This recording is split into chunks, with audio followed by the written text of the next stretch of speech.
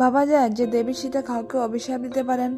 সনাতন শাস্ত্রে যেখানে দেবী সীতাকে দেবী লক্ষ্মীর অবতার বলা হয়েছে, হিন্দু পুরাণে যেখানে দেবী সীতাকে ত্যাগের প্রতীক বলা হয়েছে, যে সীতা তার স্বামী দশরথ পুত্র শ্রী রামচন্দ্রের পাশে দাঁড়ানোর জন্য রাজ্যসুখ হাসি মুখে ত্যাগ করে 14 বছরের জন্য বনবাসে গিয়েছিলেন, সেই পরম মমতাময়ী নারী কি কাউকে অভিশাপ দিতে পারেন? অথচ এমনটাই হয়েছিল রামায়ণে। মাতা সীতার অভিশাপের বোঝা আজও বয়ে বেড়াচ্ছেন 4 জন। তাহলে চলুন বন্ধুরা, আজকের এই ভিডিওতে জানবো সেই 4 জন কে, যাদেরকে দেবী সীতা অভিশাপ দিয়েছিলেন এবং কেন তাদেরকে অভিশাপ দিয়েছিলেন।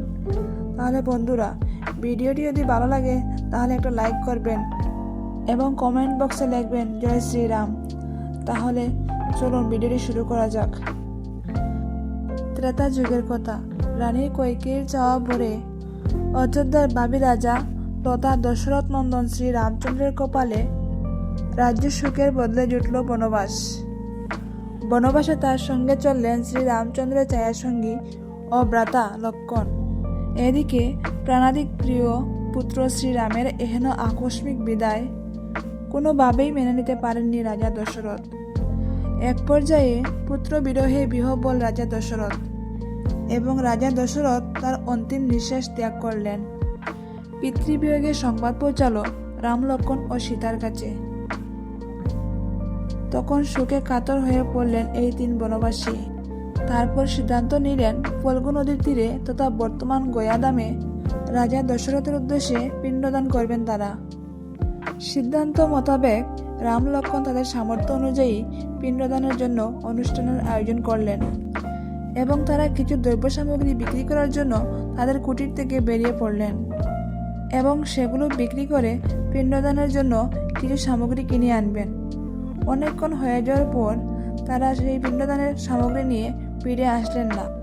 আর এদিকে মাতা সীতা ব্যস্ত ছিলেন তার স্বর্গীয় শ্বশুরের পিণ্ডদানের অনুষ্ঠানের আয়োজন করতে। ঠিক তখনই ঘটে গেল এক অবিশ্বাস্য ঘটনা। মাতা সীতা হঠাৎ যেন কারো কণ্ঠস্বর শুনতে পেলেন। এ কণ্ঠ তার অপরিচিত নয়, এ কণ্ঠ তার স্বর্গীয় শ্বশুরের। কিন্তু এটা কি করে সম্ভব? এইসব এলোপাতাড়ি চিন্তা ভাবনা যখন তার মনকে প্রভাবিত করছিল, তখন আবারও শোনা গেল সেই কণ্ঠস্বর। হেনকালে দশরথ সীতার সাক্ষাতে উপনীত হয়ে কন, শুনো আমার শীতে, ক্ষুধার জ্বালায় আমি না পারি তিষ্ঠিতে। তুমি বধূ, আমি তব শ্বশুর ঠাকুর, প্রধানী বালির পিণ্ড ক্ষুধা কর দূর।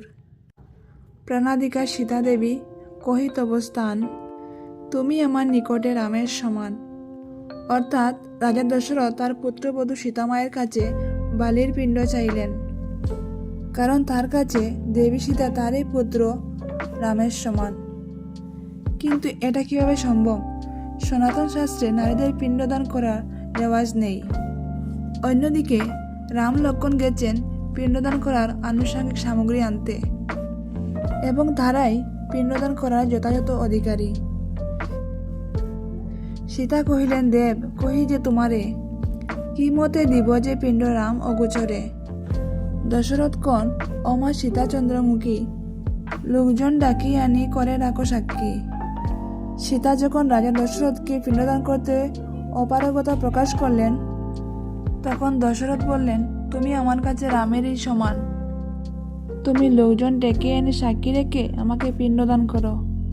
সীতা তখন শ্বশুর ঠাকুরের অনুরোধ উপেক্ষা না করতে পেরে রাজা দশরথকে পিণ্ডদান করলেন। এত বলি পিণ্ড সীতা করেন অর্পণ, হস্ত মেলিয়া দশরথ করেন গ্রহণ। পিণ্ড পেয়ে দশরথ হর্ষে উঠি রথে, বরশি আশিস দ্বারা গেলা স্বর্গপথে। কৃত্তিবাস পণ্ডিতের রহিল বিষাদ, শ্বশুরের পিণ্ডদানে বধূর প্রমাদ। এই পিণ্ডদান অনুষ্ঠানের সাক্ষী হিসাবে মাতা সীতা 5 জন সাক্ষী রাখলেন। এদেরকে সীতা অনুরোধ করলেন রাম, লক্ষ্মণ ফিরে এলে তারা যেন রাজা দশরথের উপস্থিত হওয়া এবং পিণ্ডদানের ঘটনাটা বলেন। এই সাক্ষীগণ ছিলেন একজন পুরোহিত, একটি তুলসী গাছ, একটি গাভী, ফল্গু নদী এবং একটি বট বৃক্ষ। অন্যদিকে দশরথের পিণ্ডদান করার সামগ্রী সংগ্রহ করে 2 দশরথ নন্দন কুটিরে ফিরলেন। তারা আসলে দেবী সীতা সমস্ত ঘটনা তাদেরকে বর্ণনা করলেন। হেতা প্রভু রামচন্দ্র অদিতরা পর শ্রাদ্ধের সামগ্রী লইয়া আইলা সত্তর। রামেরে দেখিয়া সীতা হরিশ অন্তরে নিবেদন করিলেন রামের গোচরে। সীতা কহিলেন, শুনো নিবেদী ঠাকুর, এখানে আসিয়াছিলা স্বর্গীয় শ্বশুর। বালিপিণ্ড দিতে মুরে দশরথ কন, তাইতে বালির পিণ্ড করিনু অর্পণ। লইয়া বালির পিণ্ড গেলা স্বর্গপথ, শ্বশুর আদেশে নাথ করেছি এমত। সীতার কথা শুনে বিস্মিত হলেন রাম লক্ষ্মণ। তাদের চোখে মুখে ফুটে উঠল সন্দেহ ও অবিশ্বাসের চাপ। এমতো অবস্থায় দেবী সীতা রাম লক্ষ্মণকে সেই 5 জন সাক্ষীর কাছে নিয়ে গেলেন। কিন্তু সাক্ষীগণের মধ্যে একমাত্র বটবৃক্ষ ছাড়া বাকি সবাই মিথ্যা সাক্ষী দিল। তাদের এহেন আচরণে অত্যন্ত ক্ষুদ্র হলেন মাতা সীতা। তিনি তাদের প্রত্যেককে আলাদা আলাদা অভিশাপ দিলেন এবং এই 4 জন আজও বয়ে চলেছেন তাদের সেই অভিশাপে। তিনি পুরোহিতকে অভিশাপ দিয়ে বললেন, পূজা অর্চনার পরে যা কিছু অনুদান পাবে তা দিয়ে কখনো দরিদ্র বুঝবে না তোমার। এমনকি কোনো আশাও পূরণ হবে না, চিরকাল দারিদ্র্যের নিচে কাটাতে হবে তোমাদের। সেই থেকে অভাব পুরোহিতদের নিত্য সঙ্গী হলো। এরপর ফল্গু নদীকে অভিশাপ দিয়ে বললেন, এই নদী সারা বছর শুকনো থাকবে, এমনকি বর্ষাকালেও খরা দেখা দেবে এর বুকে।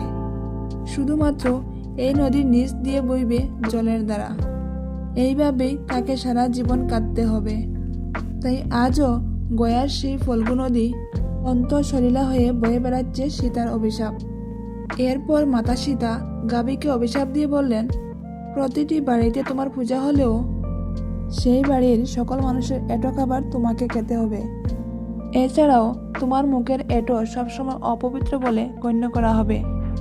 পবিত্র বলে গণ্য হবে তোমার পিছনের অংশ, তথা গোবর, গোমূত্র প্রভৃতি। এরপর দেবী সীতা তুলসী গাছকে অভিশাপ প্রদান করেন। তিনি বলেন, তুমি পবিত্র বৃক্ষরূপে পরিগণিত হলেও তোমার জন্ম হবে যেখানে সেখানে। এছাড়াও তোমার উপর বন্য পশু পাখি তাদের মলমূত্র ত্যাগ করবে। অবশেষে সত্য সাক্ষী দিয়েছিল সেই বট গাছটি, যাকে প্রাণ ভরে আশীর্বাদ করেছিলেন দেবী সীতা। তিনি ওই বট গাছকে আশীর্বাদ দিয়ে বললেন, যখন এখানে কেউ পিণ্ডদান করতে আসবে তারা তোমাকেও পূজা করে সুতো বেঁধে যাবে। তোমার আয়ু হবে দীর্ঘ এবং নাম হবে অক্ষয় বট। পরিশ্রান্ত মানুষ তোমার আশ্রয়ে খুঁজে পাবে পরম প্রশান্তি। তোমার ফল হবে পশু পাখিদের সুমিষ্ট খাবার। কালের সাক্ষী হয়ে মাথা উঁচু করে দাঁড়িয়ে থাকবে তুমি। কিন্তু 5 জন সাক্ষীর মধ্যে 4 জনই মিথ্যা সাক্ষী প্রদান করায় দশরথ পুত্ররা পুনরায় পিতার উদ্দেশ্যে কার্যে বসেন। এই সময় সেই অদৃশ্য কণ্ঠস্বরে বিরক্তি প্রকাশ পায়।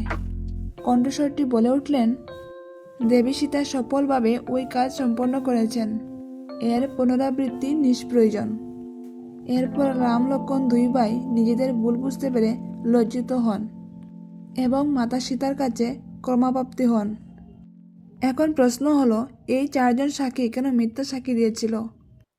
বলা হয়, পুরোহিত মিথ্যা সাক্ষী দিয়েছিলেন রামচন্দ্র আবার পিণ্ডদান করলে তিনি যথেষ্ট দান দক্ষিণা পাবেন এই লালসায়। গাভী মিথ্যা সাক্ষ্য দিয়েছিল পিণ্ডদান অনুষ্ঠানের খাবার ভক্ষণ করার জন্য। ফল্গু নদী মিথ্যা সাক্ষী দিয়েছিল রামচন্দ্রের পূর্ণ স্পর্শ পাওয়ার আশায়। এবং তুলসী বৃক্ষ মিথ্যা সাক্ষী দিয়েছিল তার আরাধ্যকে আরও একবার তার পত্র স্পর্শ করানোর উদ্দেশ্যে।